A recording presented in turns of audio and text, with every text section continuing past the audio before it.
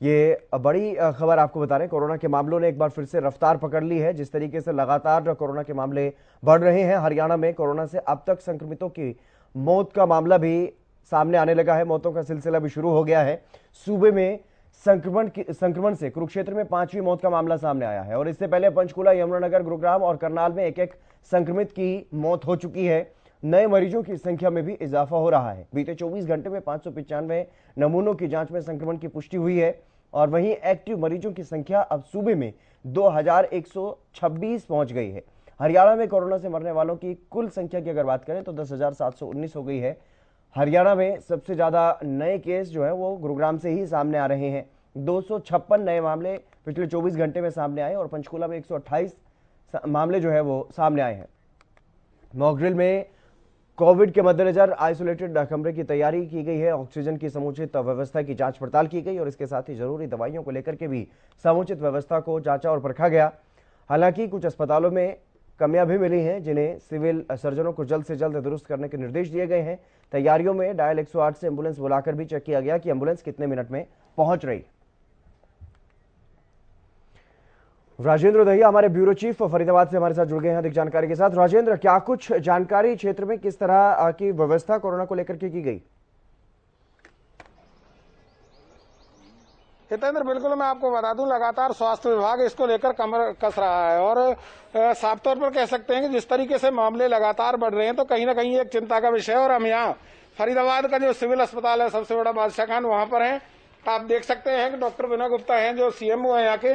देखते हैं इनसे कोशिश करके बात करने की, आखिर क्या कुछ तैयारियां स्वास्थ्य विभाग की तरफ से की गई है। तो यहाँ पर हम पहुंचे हैं सीएमओ साहब के पास, इनसे हम जानने की कोशिश करेंगे हितेंद्र, आखिर क्या कुछ तैयारियां हैं, क्योंकि दावे किए गए हैं तमाम तरह के यहाँ पर जो ऑक्सीजन प्लांट है वो भी एक्टिव किया गया है। सीएमओ साहब, लगातार कोरोना के मामले बढ़ रहे हैं, क्या मानते हैं, क्या कुछ तैयारियां आपकी तरफ से की गई हैं? हमारी तरफ से पूरी तरह तैयारियां की गई है। पर कल परसों हमने मॉक ड्रिल करी थी, उसके अंदर सारे हमारे ऑक्सीजन प्लांट जो चारों सीएससी पे और बीके अस्पताल में है, 200 एलएमपी वाले और 1000 एलएमपी वाले जो बीके अस्पताल में, सभी को टेस्ट करके देखा गया। सभी पूरी तरह से कार्य कर रहे हैं और ऑक्सीजन की हमारे पास कोई कमी नहीं है। ऑक्सीजन की कोई कमी नहीं है। मॉक ड्रिल भी 2 दिन किया गया, क्या कुछ लक्ष्य रखा गया, कितनी देर में जो एम्बुलेंस है वो अस्पताल तक पहुंच पाएगी विभिन्न इलाकों से? विभिन्न इलाकों से हमारा जो टाइम है वो 6 मिनट का है जी। इसके अंदर सभी को जल्द से जल्द सुविधा मिल रही है एम्बुलेंस की और हम पूरी तरह से प्रिपेयर्ड हैं। और कल हमारे पास 65 न्यू केसेज आए, 292 उसके अंदर टोटल एक्टिव केसेज अब हमारे पास हो गए हैं, 7 एडमिट हैं, 285 होम आइसोलेशन है और टेस्ट की संख्या भी हमारी इंक्रीज हो रही है। कल हमने 661 टेस्ट करे हैं। इस तरह से हम पूरी तरह से तैयार हैं कोरोना से निपटने के लिए। पूरी तरह से तैयार हैं। लगातार जिस तरीके से गुरुग्राम में लगातार सबसे ज्यादा मामले आ रहे हैं, फरीदाबाद की बात करें तो उससे कम है, क्या कुछ जो लोगों को जागरूक करने के लिए, क्योंकि ज्यादातर लोग मास्क पहने, मास्क के बगैर भी घूमते दिखाई दे रहे हैं, सभी जनों को कोरोना अप्रोप्रिएट बिहेवियर का पालन करने के लिए जागरूक किया जा रहा है, जिसके अंदर की मास्क पहनना, 2 गज की दूरी रखना और फ्रिक्वेंट हैंड वॉशिंग का ध्यान रखना।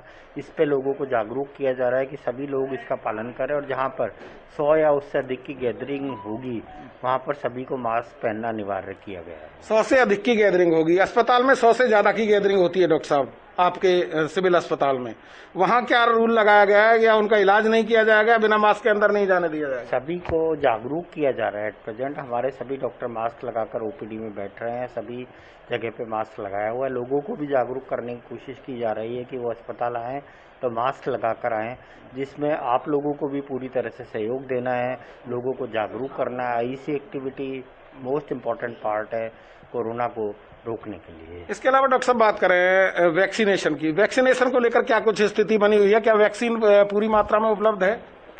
At present vaccine Haryana state के अंदर अवेलेबल नहीं है, उसके लिए हमने रिक्वायरमेंट भेजी है और जल्दी हमारे पास वैक्सीन आ जाएगी और हम अलग अलग जगह पे कैंप लगा के लोगों को प्रिकॉशनरी डोज लगाएंगे, क्योंकि हमारी फर्स्ट और सेकंड डोज 100% से ऊपर ऑलरेडी हो चुके हैं, हम सभी को ऑलमोस्ट कवर कर चुके हैं। डॉक्टर साहब, निपटने की बात कही जा रही है कोरोना से, लेकिन वैक्सीन नहीं है, ये एक बड़ी चौंकाने वाली बात नहीं है क्या? वैक्सीन हमारे पास स्टेट से आती है, उसके लिए हमने रिक्वायरमेंट भेजी हुई है और जल्द ही अश्योर किया गया है कि वैक्सीन आपके पास उपलब्ध हो जाएगी। राजेंद्र, ये बिल्कुल जानने की जल्द ही कोशिश एश्योर कीजिए, किया गया है कि जल्द से जल्द कितने वैक्सीन दिनों होगी। से हालांकि यहाँ पर नहीं है जी कितने दिनों से वैक्सीन नहीं है? जी डॉक्टर साहब, वैक्सीन कितने दिनों से नहीं है यहाँ पर अगर बात करें? 31 मार्च तक हमारे पास वैक्सीन उपलब्ध थी, उसके बाद से अभी हमारे पास वैक्सीन उपलब्ध नहीं है और रिक्वायरमेंट भेजी और जल्दी हमारे पास आ जाएगी।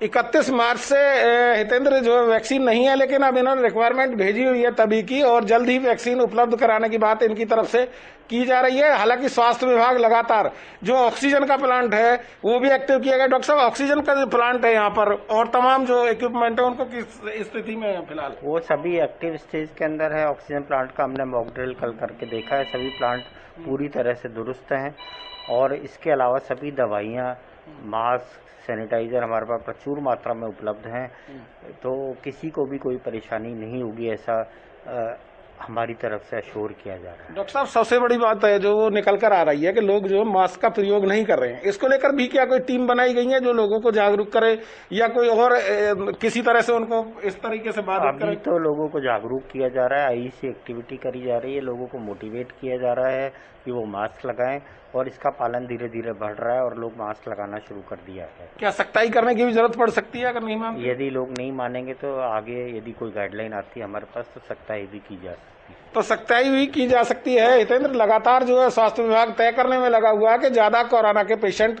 ना बढ़े।